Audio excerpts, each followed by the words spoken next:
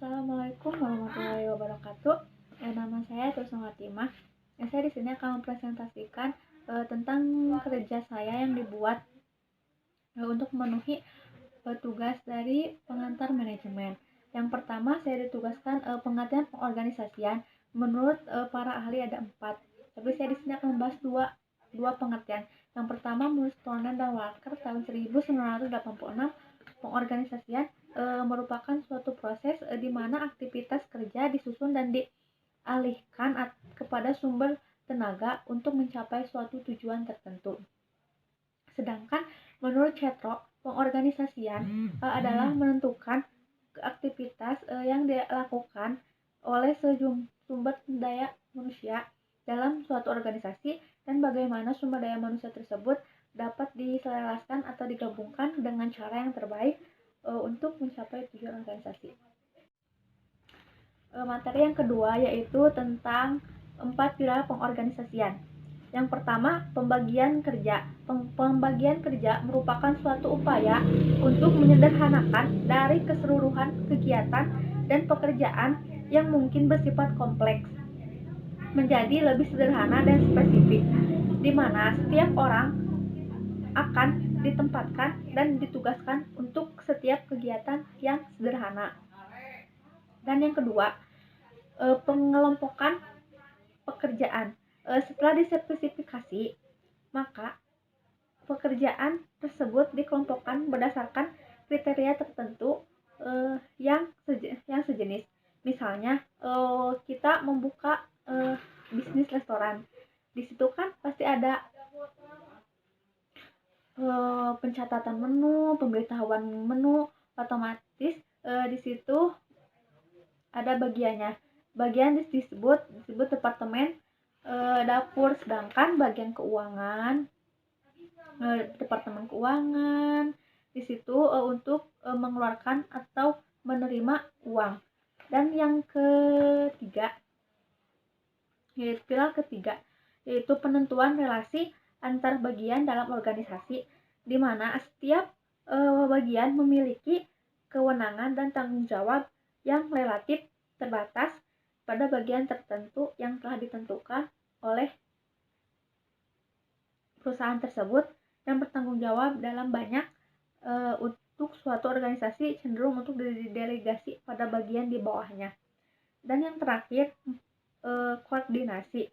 Setelah pekerjaan dibagi, ditentukan bagian-bagiannya hingga ditentukan hierarkinya, organisasinya, maka langkah berikutnya adalah bagaimana agar pembagian kerja yang telah dilakukan beserta penentuan desain organisasinya berjalan secara efektif dan efisien. Yang ketiga yaitu faktor-faktor yang mempengaruhi struktur organisasi. Ada 4. Yang pertama strategi organisasi, yang kedua skala organisasi, dan yang ketiga teknologi, dan yang terakhir lingkungan. Strategi adalah salah satu sarana yang digunakan manajemen untuk mencapai sasaran maupun tujuannya. Dikarenakan sasaran diturunkan oleh strategi organisasi secara keseluruhan, logis kalau strategi dan struktur harus sangat terkait erat karena struktur harus mengikuti strategi. Jika manajemen melakukan suatu perubahan yang signifikan dalam strategi organisasinya, struktur pun perlu dimodifikasi untuk memenuhi dan mendukung suatu perubahan yang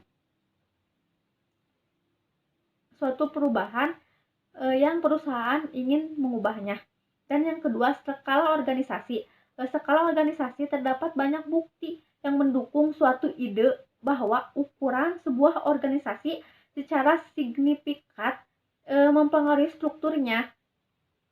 Misalnya, jumlah anggota dalam suatu perusahaan pasti berbeda-beda. Dan sangat dipengaruhi oleh faktor.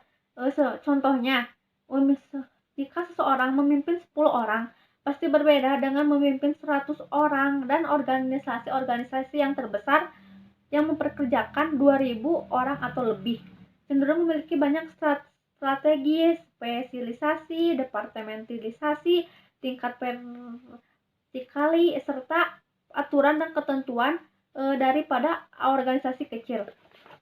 Dan yang ketiga yaitu teknologi. Dengan adanya suatu teknologi, tingkat efektivitas dan efisiensi suatu organisasi pasti berbeda. Istilah teknologi mengacu pada cara sebuah organisasi mengubah input menjadi output. Setiap organisasi paling tidak memiliki satu teknologi untuk mengubah sumber daya finansial, sumber daya manusia, dan sumber daya fisiknya. Dan yang terakhir yaitu lingkungan, di mana struktur organisasi ini sangat berpengaruh dikarenakan lingkungan selalu berubah. Lingkungan merupakan suatu faktor eksternal yang sangat berpengaruh karena daya pesaingnya dari pihak lain atau pihak luar pasti akan mendorong semangat suatu organisasi untuk bisa lebih maju. Beberapa organisasi menghadapi lingkungan yang relatif statis, di mana yaitu tak banyak kekuatan di lingkungannya, mereka yang berubah secara terus-menerus. Misalnya, tidak muncul pesaing baru, tidak ada terobosan teknologi baru oleh pesaing saat ini, atau tidak banyak aktivitas dari kelompok-kelompok tekanan publik yang mungkin mempengaruhi. Yang keempat yaitu tentang pendekatan dalam proses departementalisasi. Yang pertama ada pendekatan fungsional, di mana proses departementalisasi ini dilakukan berdasarkan fungsi-fungsi tertentu yang mesti dijalankan dalam sebuah organisasi. Dalam sebuah organisasi bisnis misalnya ada suatu pekerjaan yang terkait dengan fungsi produksi, ada pekerjaan terkait dengan pelanggan atau pasar sehingga dinamakan dengan fungsi pemasaran dan hal lain sebagainya. Contoh, sebuah desain organisasi melalui departementalisasi yang dibentuk berdasarkan pendekatan fungsional bisa Anda lihat di sebelah kiri saya. Ini gambarnya. Dan yang kedua, pendekatan produk.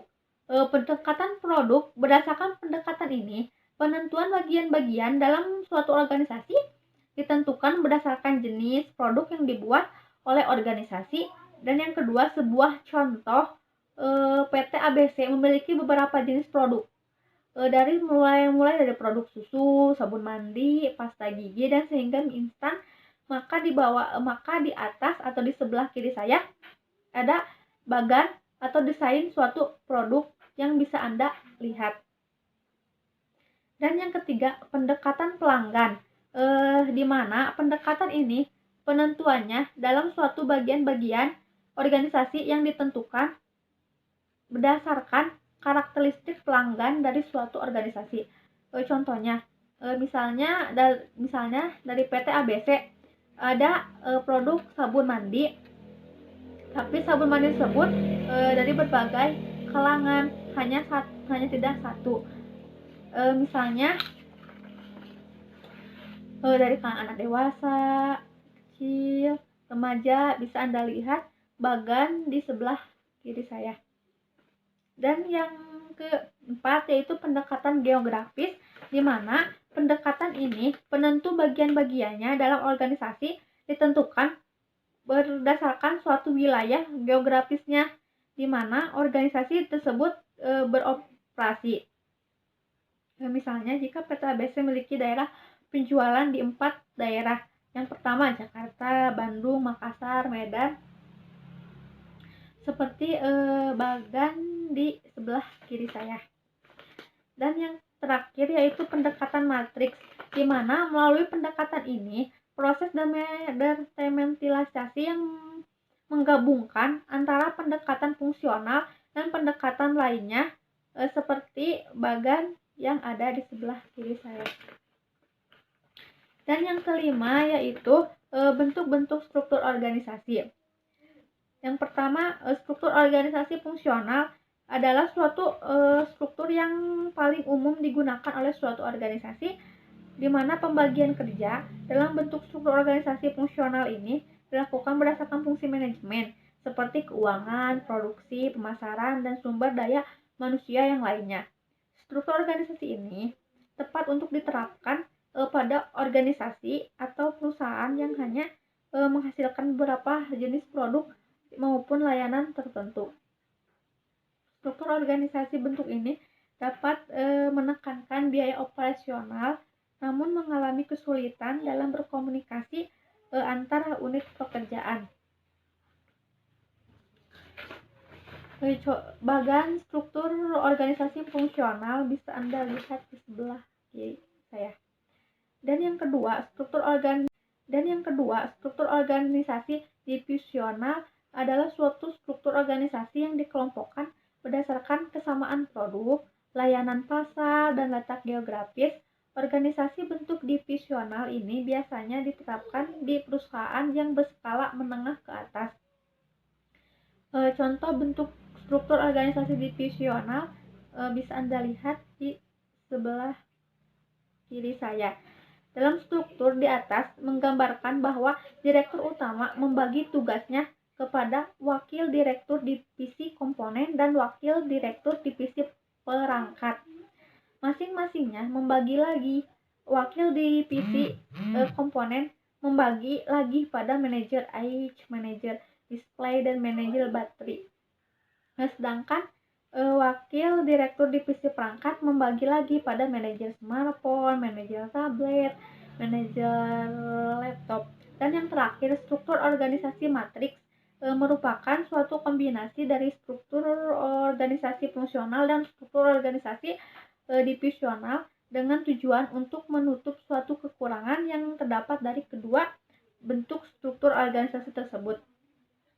Contoh bentuk strukturnya bisa Anda lihat dalam gambar di sebelah kiri saya.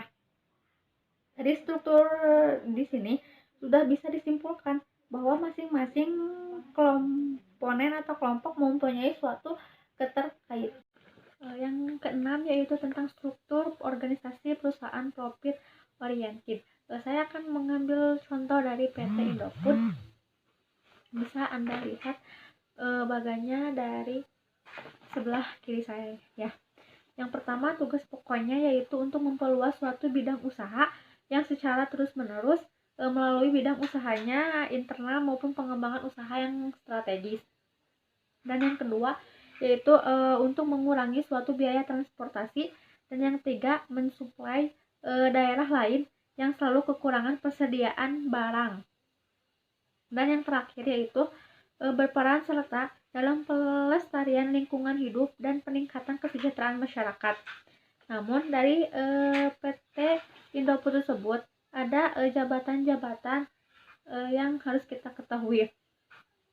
Jadi fungsi dan tanggung jawab setiap jabatan. Yang pertama ada General Manager. General Manager di sini bertanggung jawab atas keberlangsungan segala kegiatan perusahaan. Dan yang kedua, VM yaitu bertugas atau bertanggung jawab mengatur dan mengawasi kegiatan yang berhubungan dengan produksi. Dan yang ketiga yaitu Production Supervisor yang bertugas untuk menyempurnakan suatu organisasi. Dan yang keempat yaitu manajer teknikal, yaitu bertugas untuk merencanakan, mengkoordinir atau mengkoordinasi dan mengendalikan kegiatan teknik. Selanjutnya, warehouse manager yaitu bertugas untuk merencanakan dan mengendalikan suatu kegiatan pergudangan sehingga mencapai suatu tujuan organisasi. Selanjutnya, supervisor VVH bertugas atau bertanggung jawab suatu untuk merencanakan tugas produksi dan mengendalikan pengadaan bahan baku. Dan selanjutnya, VDQC bertugas dalam memeriksa bahan baku, bahan tambahan, produk jadi maupun bahan suatu pengemasan. QC Project bertugas membantu VBDQC dalam hal pengendalian mutu proses produksi. Dan QC RM dan VG bertugas untuk membantu VDQC dalam hal pengendalian mutu RM atau VG serta pengembangan suatu proses produksi. PAM yaitu bertugas untuk merencanakan, menyiapkan planning untuk menentukan suatu tujuan yang harus dicapai dalam suatu organisasi yang mereka buat. Nah, ada Purchasing Office yaitu bertugas untuk menetapkan dan memelihara prosedur pembelian untuk mengendalikan aktivitas pembelian, dan ASMPM bertugas mengkoordinir distribusi produk ke daerah pemasaran.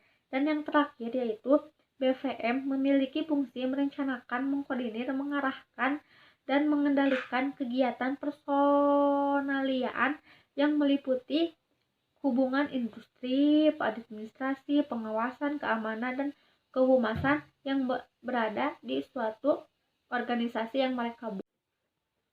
Dan materi terakhir yaitu tentang struktur organisasi perusahaan sosial oriented. Saya mengambil contoh dari PT Pertamina. Di sini ada bagan atau desain struktur dari PT Pertamina. Tugas pokoknya yaitu untuk memenuhi suatu kebutuhan masyarakat.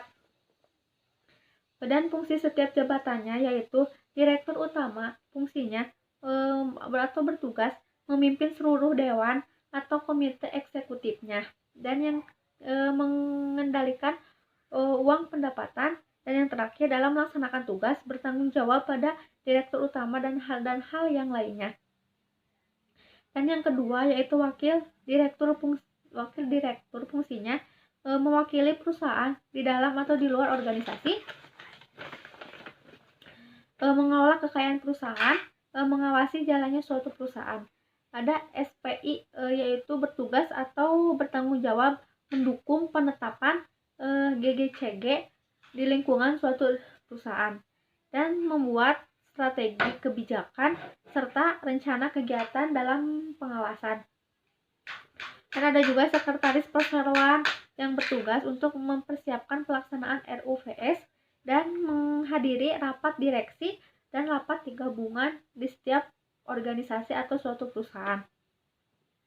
Dan ada juga kepala hukum korporat yang bertugas atau yang bertanggung jawab untuk memastikan seluruh rancangan dan mengkoordinasikan dalam pengelolaan dokumen peraturan. Dan ada juga kepala unit usaha LNG yaitu untuk mengatur segala yang berada di suatu organisasi tersebut.